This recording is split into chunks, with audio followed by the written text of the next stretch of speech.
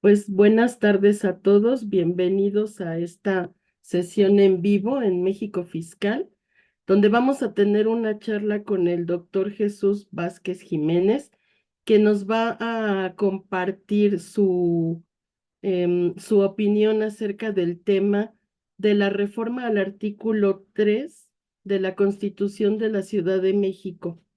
Esta reforma ha causado reacciones en muchos sectores y pues existen dudas de si esta reforma va a hacer que desaparezca la propiedad privada, si nos va a afectar, si el gobierno nos quiere quitar nuestros bienes. Entonces, el objetivo de esta charla de esta tarde pues es precisamente el saber qué opina un experto acerca del tema. Adelante, doctor.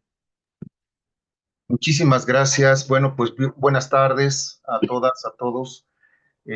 Estoy muy agradecido por la oportunidad de compartir algunas ideas y comentarios respecto de la reforma al artículo 3 de la Constitución Política de la Ciudad de México. Em, bueno, mm, tratando de ser breve, porque es un tema un poco grande, em, vamos a abordarlo desde un punto de vista eh, coloquial. Vamos a tratar de no entrar en tecnicismos legales, aunque no vamos a poder evitar uno que otro, eh, pero vamos a dar la idea general de qué pasó con esta reforma. Bueno, como todos ustedes saben, el día 2 de septiembre, hace un mes, se publicó en la Gaceta de la Ciudad de México una reforma a la Constitución de la Ciudad de México en el artículo 3. Y aquí nuestros amigos de México Fiscal nos han mostrado las dos versiones, antes de la reforma y después de la reforma.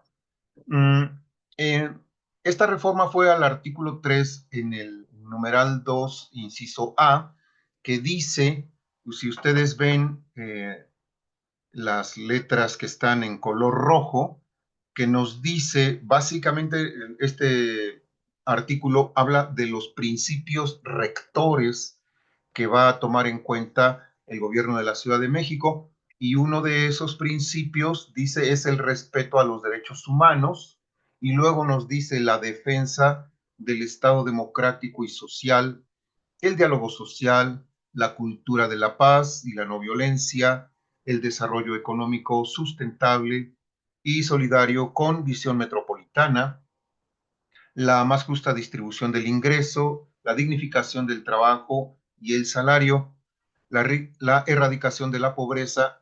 Y precisamente aquí es donde viene el punto, porque nos dice el respeto a la propiedad privada. Así estaba redactado antes de la reforma. Y continúa hablando de otros principios, la igualdad sustantiva, la no discriminación, etcétera. Ahora, con la reforma queda, como lo vemos en el lado derecho de nuestra pantalla, en la redacción es la misma, pero cambia donde nos decía el respeto a la propiedad privada, ahora nos dice el respeto a la propiedad en los mismos términos del artículo 27 de la Constitución Política de los Estados Unidos Mexicanos. Bueno, para empezar, quienes tal vez no estemos muy relacionados con temas legales, mm, es conveniente recordar que tenemos una constitución en todo el país. Vamos a llamarle aquí para efectos prácticos la Constitución Federal, ¿no? Que es precisamente la constitución política de los Estados Unidos mexicanos, pero cada entidad federativa, recordemos que tenemos 32 estados o 32 entidades federativas, pues tiene su propia constitución. De la misma manera, la Ciudad de México, al ser una entidad federativa, pues tiene su propia constitución. Y es una entidad federativa porque así lo establece la Constitución Federal en su artículo 122. Ahora, ¿qué nos está diciendo aquí? Primero, ¿por qué surge esta reforma? ¿Y qué es lo que provocó el encono o la confusión, las ideas de que pues ahora el gobierno del Distrito Federal podría prácticamente desaparecer la propiedad privada? Bueno, lo que pasa es que en cuanto a propiedad, siempre hemos tenido, eh, desde la Constitución de 1857, hemos tenido un sistema jurídico que nos concede derechos o que nos reconoce derechos, entre ellos la propiedad privada, pero con las modalidades y limitaciones que establece la misma legislación. O sea, no tenemos y nunca la hemos tenido, al menos en este sistema jurídico y político, un derecho irrestricto absoluto sobre los bienes, o sea, sobre la propiedad privada. Siempre está o puede estar limitado. Eh, y eso ha existido siempre. Mm, a ver si me pudieran permitir compartir aquí nada más para efectos prácticos. Si fuera posible, voy a compartirles. Déjenme ver. Muchas gracias. Aquí, bueno, ya sé que está muy, mm, pues digamos, muy viejita esta ley, es la Constitución de 1857, vean ustedes, Constitución de 1857. Entonces, vamos a ir, aunque sea rápido y de una pasadita, a ver qué nos decía la Constitución en su artículo 27. Vean ustedes, dice aquí, la propiedad de las personas no puede ser ocupada sin su consentimiento, sino por causa de utilidad pública y previa indemnización. La ley determinará la autoridad que debe hacer la expropiación y los requisitos con que haya de verificarse. Bueno, perdón, ¿esto qué quiere decir? Que primero, desde siempre ha existido la expropiación en México. ¿Pero qué es eso? Ex es fuera, propietas, propiedad, expropiación, fuera de la propiedad. Es decir, que el Estado puede quitarle efectivamente la propiedad de un bien inmueble a una persona, pero ese acto está regulado en leyes y en la Constitución. Tenemos una ley de expropiación y tenemos una serie de procedimientos muy formales y se tiene que acreditar la causa de utilidad pública y la ley nos dice cuáles son las causas por las que se considera que hay precisamente una utilidad pública. Si vemos esa ley, nos daremos cuenta que no es que el Estado se le antoje así de repente, pues hoy voy a expropiar tales bienes. ¿Por qué? Pues porque son necesarios para... No, no es así. Voy a compartir también con ustedes. Vean, tenemos aquí la ley de expropiación. Vean ustedes, esta ley está desde 1936. Entonces esto no es nuevo. Y nos dice que sí, se puede expropiar, pero para ello se tiene que acreditar una causa de interés público. Y nos dice aquí cuáles son las causas de interés público. Son muchos casos, no los voy a mencionar, pero son estrictos. Ahora, cuando esto sucede, cuando se incurre en una de estas causas, hay un procedimiento especial de expropiación en donde el Estado notifica al particular, lo tiene que indemnizar, le tiene que dar pues la oportunidad de que se defienda. Hay incluso medios de defensa contra una expropiación ilegal, que es en este caso el juicio de amparo, cualquiera que considere que su expropiación es abusiva o ilegal, pues puede acudir al juicio de amparo. En este caso pues, sería un amparo indirecto. Y también cuando el Estado no utiliza el bien expropiado para los fines pues, que dijo que iba a utilizar o que no acredita ese interés público, hay también un procedimiento especializado en esa ley que se llama reversión, que bueno, pues la cuestión es aquí que sepamos que existen esos medios. Pero ahora, ¿cómo aplica eso en la reforma? No hay manera, no hay forma porque la reforma al artículo 3 en realidad no está modificando nada. Lo único que hace es decir que se reconoce la propiedad privada en los mismos términos que la Constitución Federal. O sea, en el artículo 27 de la Constitución Federal. Ahora, aquí vamos a también hacer otra aclaración. Para esto, quisiera eh, compartir con ustedes qué nos dice el artículo 27 de la Constitución Federal, es decir, a donde nos está enviando la reforma. Aquí tenemos, voy a hacerlo un poquito, a ver, vamos a hacerlo un poquito más grande y vamos a ir al artículo 27. Aquí lo tenemos. Vean ustedes a ver si se alcanza a ver porque está muy chiquitito, pero esto es lo que establece actualmente nuestra Constitución Federal. Nos dice, la propiedad de las tierras y aguas comprendidas dentro de los límites del territorio nacional corresponde originariamente a la nación. Corresponde originariamente a la nación, la cual ha tenido y tiene el derecho de transmitir el dominio de ellas a los particulares, constituyendo la propiedad privada. Entonces, ¿cuál es la idea? La idea es que todos los bienes inmuebles, todas las tierras y aguas que están en México, originariamente corresponden a la nación. Entonces, y bueno, ¿y quién es la nación? Somos todos nosotros.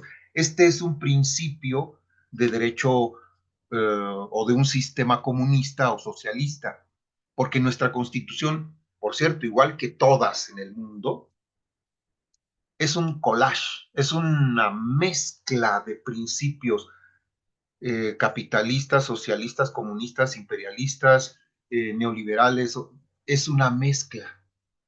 Todas las constituciones, o bueno, prácticamente todas las constituciones son una mezcla. ¿De qué depende? Depende esto, pues, de la dinámica social de cada país. Entonces, nuestra constitución, pues eso no es raro. Además, porque consideremos que en nuestra constitución actual, esta que estamos leyendo, fue promulgada en 1917 en Querétaro, pero fue promulgada como consecuencia de una revolución armada que estalló en 1910. Y uno de los objetivos de esa revolución, pues era transitar a un sistema socialista, pero pues no sucedió eso por N cantidad de factores. Para empezar, porque no había en el mundo ninguna transición de un poder o de un sistema capitalista a través de una revolución armada transitar a un sistema socialista. La siguiente revolución fue la bolchevique, que por cierto estalló pues, en el año que terminó la nuestra, que fue en 1917. Entonces no había un referente. Por eso nuestra constitución y nuestro sistema jurídico y político quedó mezclado.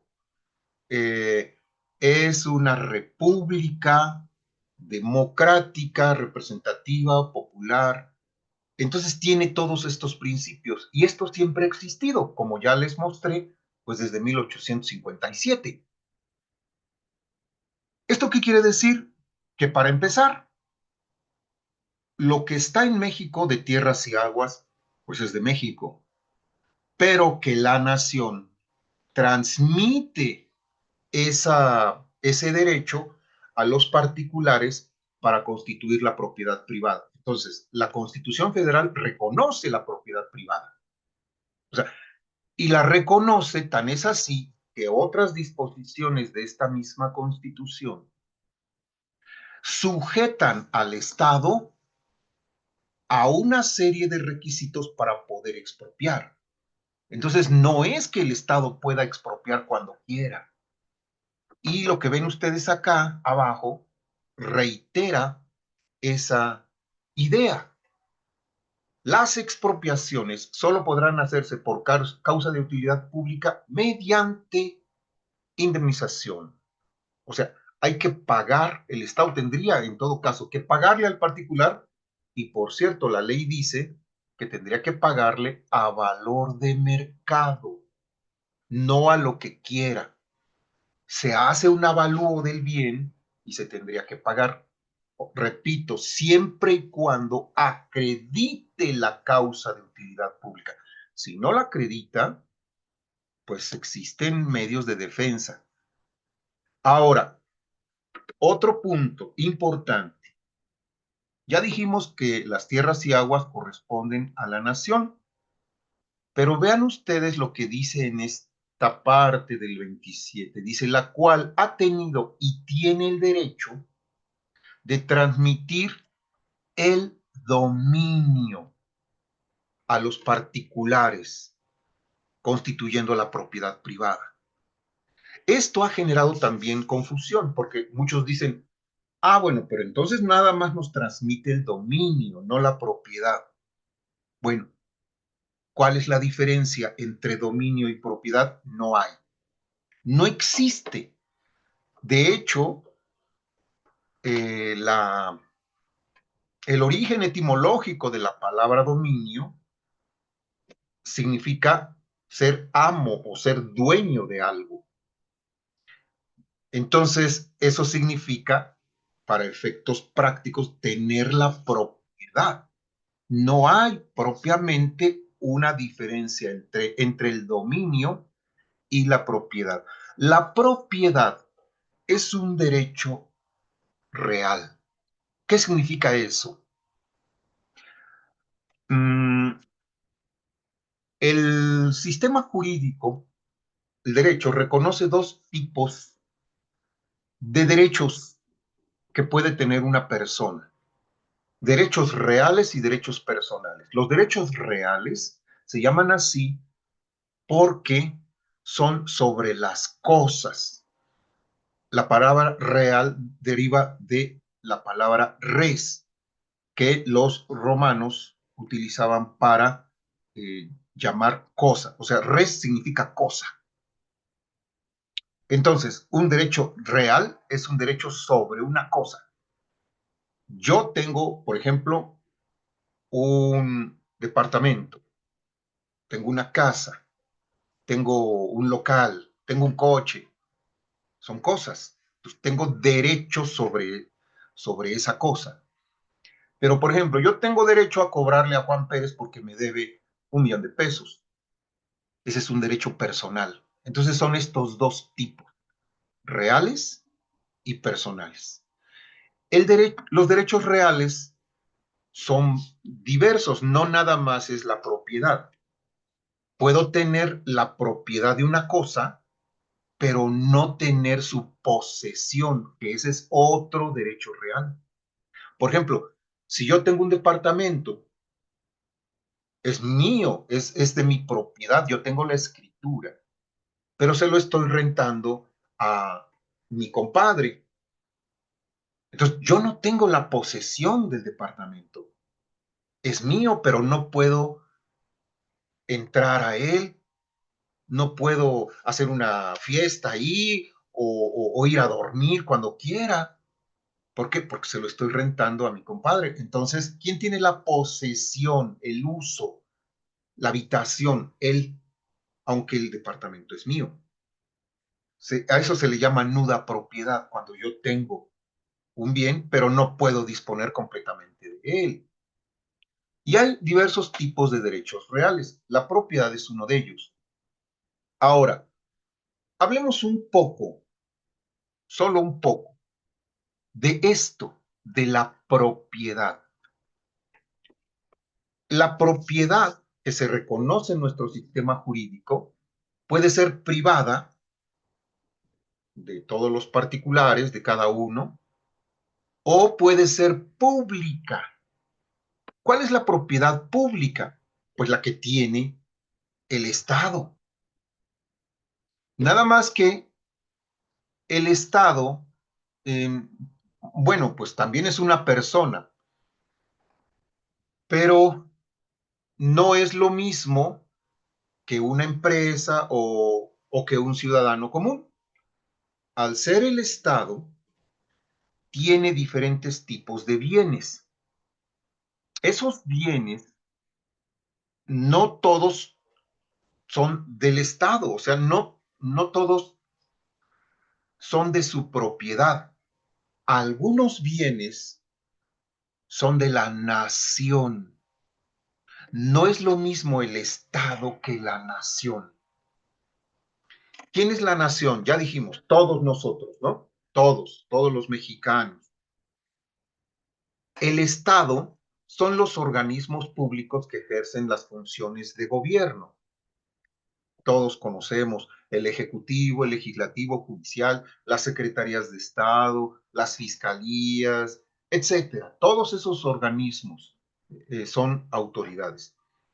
Ahora, el Estado tiene la propiedad de ciertos bienes.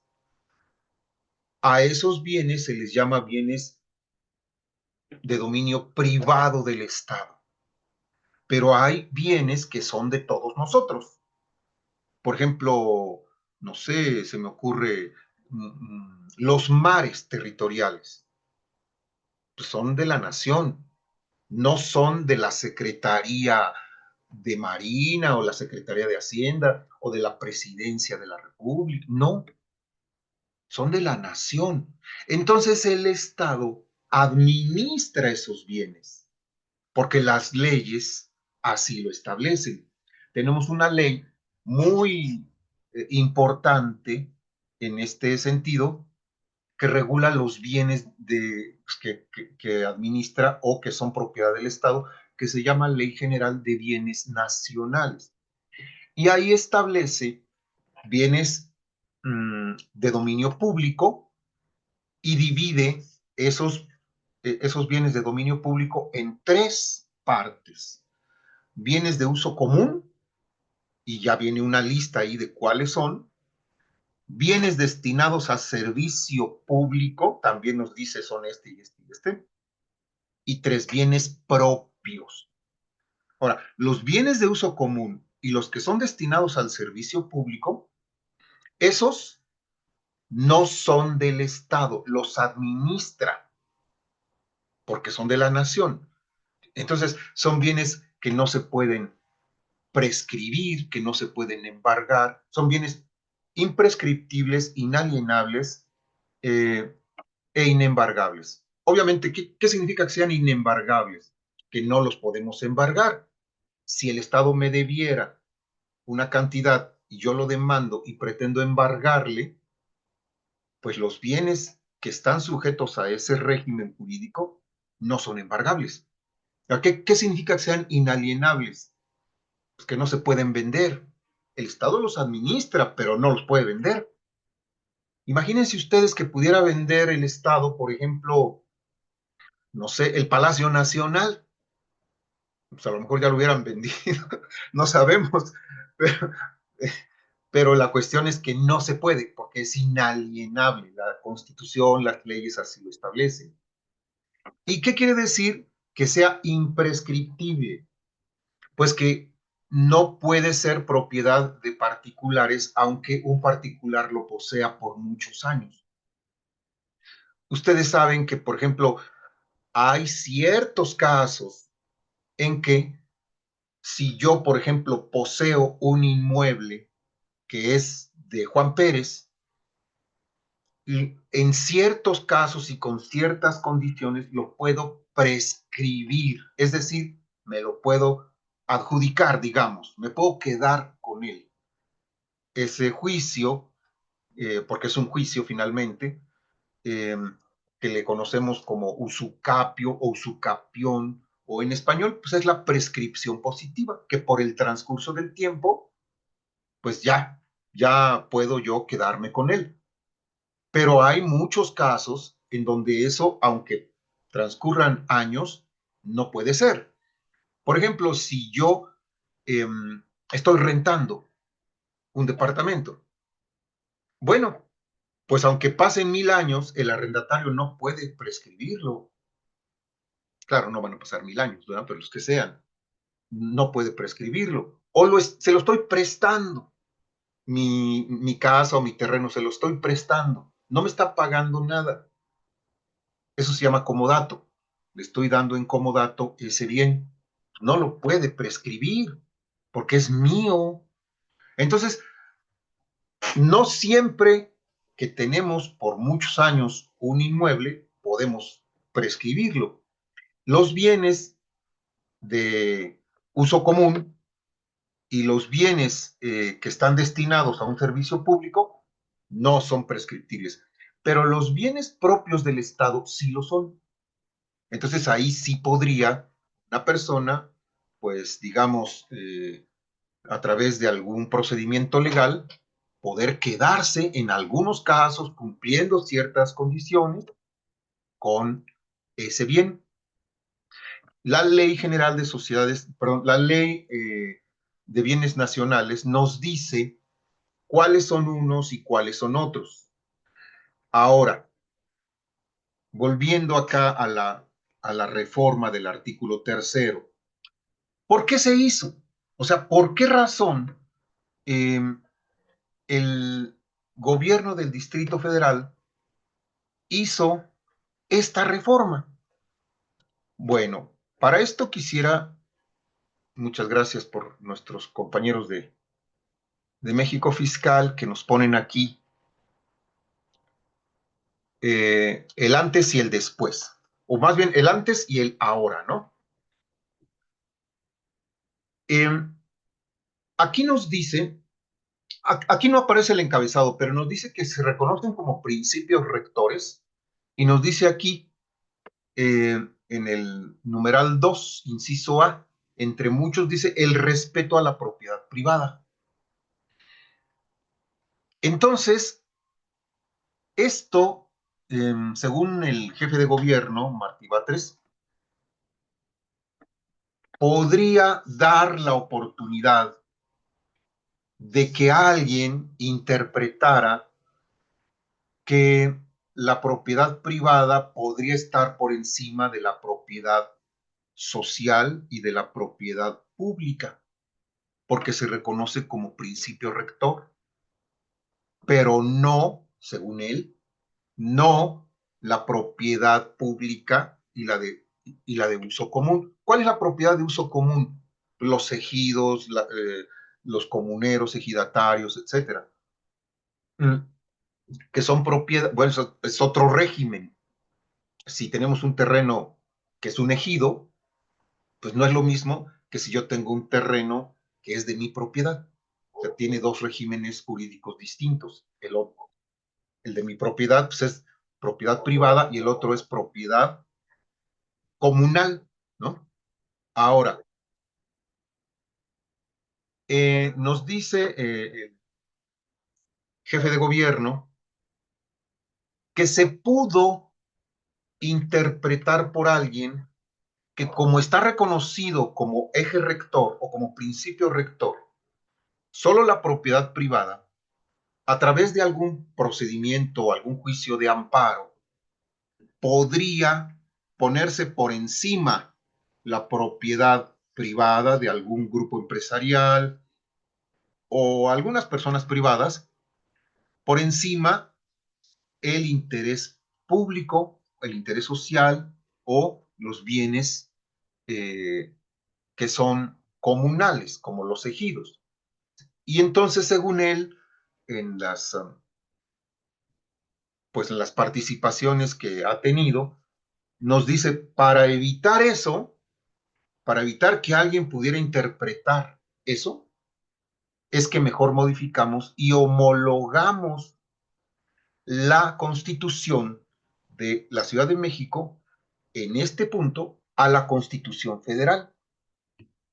Por eso nos dice aquí, ahora con la reforma, nos dice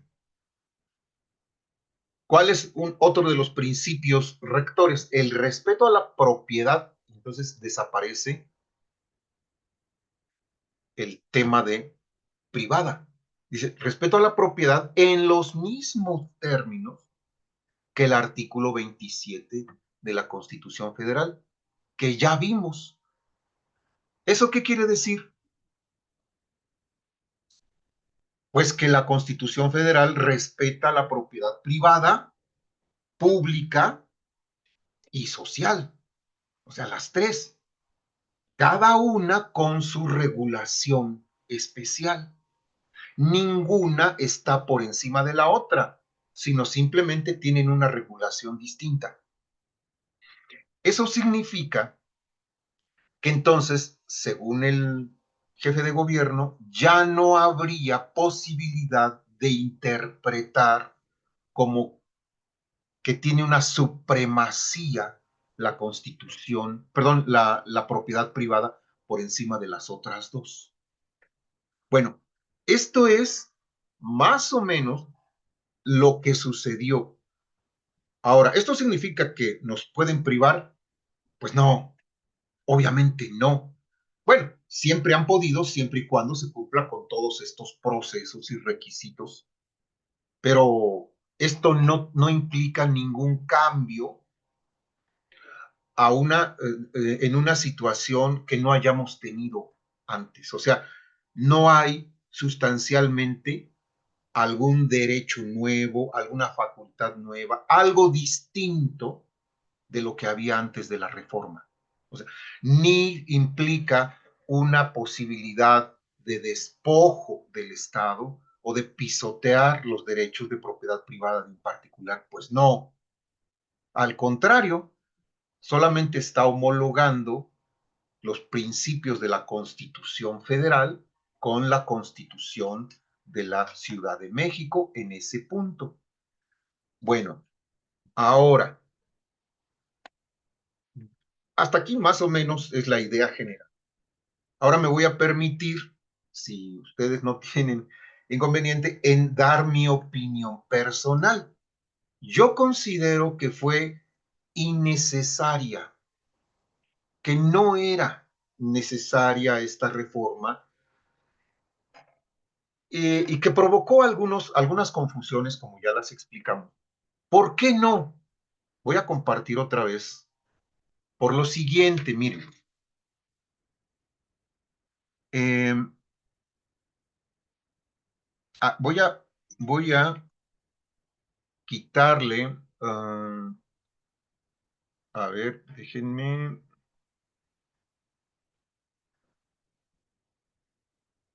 voy a quitarle un poquito digamos, el aumento para hacer esta, eh, pues esta distinción. Ahora, fíjense ustedes, ya le puse acá otro rojo. Vean cómo estaba antes de la reforma. Decía que los principios rectores, uno es el respeto a la propiedad privada y ya después vienen otros como la igualdad sustantiva, la no discriminación, etcétera. Y vean lo que está después del punto y seguido. Dice, se reconoce la propiedad de la ciudad sobre sus bienes de dominio público, de uso común y de dominio privado. Asimismo, la propiedad ejidal y comunal. Esto que acabamos de mencionar en rojo un poquito más tenue, es básicamente la misma idea del artículo 27 constitucional. Entonces, efectivamente, la Ciudad de México tiene, como cualquier otra entidad federativa, bienes de dominio público, de uso común y de dominio privado. Y aparte, los bienes de la propiedad ejidal y comunal. Entonces se está reconociendo a todos. Entonces no era, según yo, necesario realizar esta reforma para homologarlo al artículo 27, porque en la reforma del 2 de septiembre pasado se cambió esta parte del respeto a la propiedad privada por el respeto a la propiedad en los mismos términos del artículo 27 de la Constitución Federal. Pero vean cómo acá abajo, en la última parte después de la reforma, está exactamente la misma redacción. Dice, se reconoce a la propiedad de la ciudad sobre sus bienes de dominio público, de uso común y de dominio privado. Asimismo, la propiedad ejidal y comunal.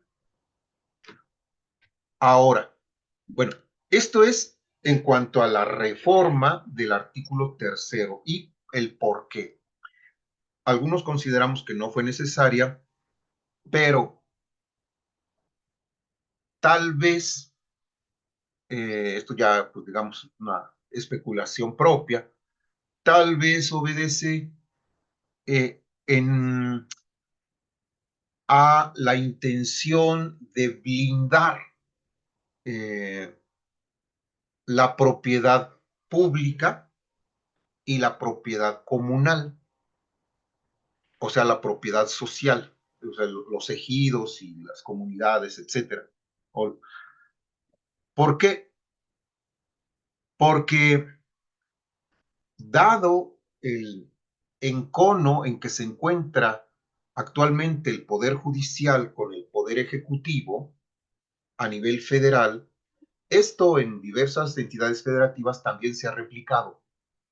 Entonces, es posible que el gobierno de la Ciudad de México haya tenido el temor de que algunos grupos empresariales, eh, interpretando la redacción del artículo tercero en esta parte que mencionamos, pudiera pelear que es un interés superior la propiedad privada por encima de los ejidos o de la propiedad del Estado, o sea, del gobierno de la Ciudad de México, y poder, a través de un juicio de amparo, alguna controversia constitucional o acción, o alguno de los medios de control constitucional, poder arrebatarle esos derechos, ya sea a los ejidatarios comuneros o a el gobierno de la Ciudad de México. Eso es muy posible, dado que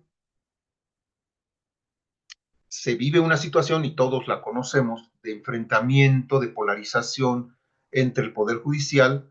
Pudiera algún juez o algún tribunal colegiado conceder un amparo o la Corte conceder una controversia para el efecto de que se reconociera por encima de estos dos derechos, público y social o público y comunal, la propiedad privada.